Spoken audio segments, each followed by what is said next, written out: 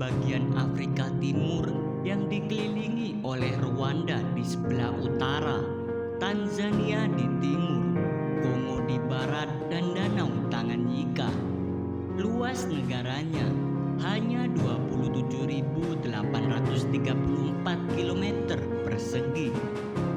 Burundi merupakan salah satu negara di Afrika yang batas daratnya tidak ditentukan oleh peraturan dari penjajah yang pernah mendatangi benua Afrika.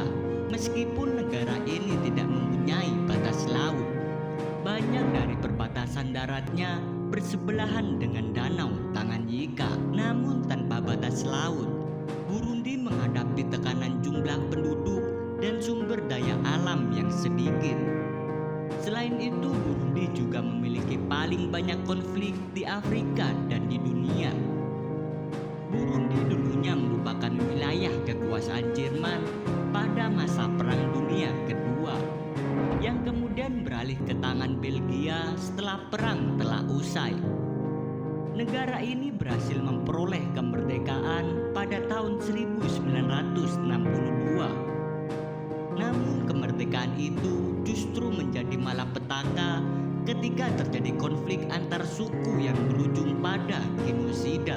Sejak merdeka, dua suku besar di Burundi yaitu Hutu dan Tutsi saling berebut kekuasaan.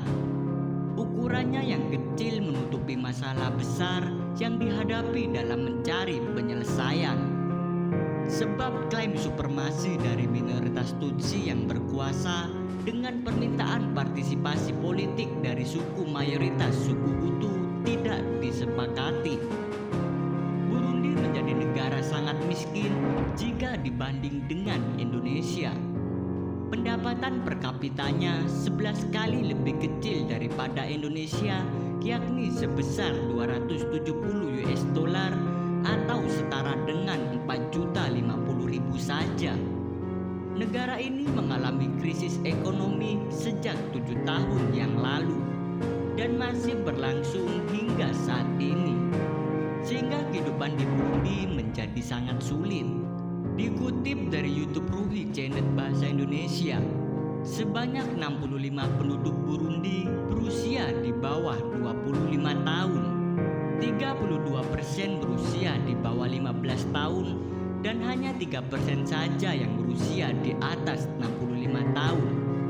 Burundi menjadi negara dengan jumlah anak yang mengalami malnutrisi tertinggi di dunia.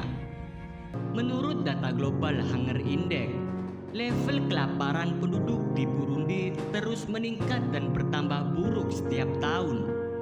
Tercatat terdapat 65% anak di bawah usia 5 tahun yang menderita kelaparan dan gizi buruk. Daging yang mereka konsumsi hanya 2% dari total makanan yang biasa dikonsumsi. Hal ini menjadi salah satu penyebab mengapa banyak anak di Burundi meninggal dunia sebelum usia 5 tahun.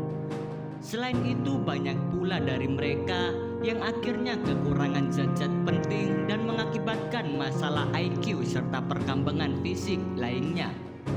Jumlah populasi negara ini sekitar 12,5 juta jiwa dan sebagian besar hidup dalam kemiskinan.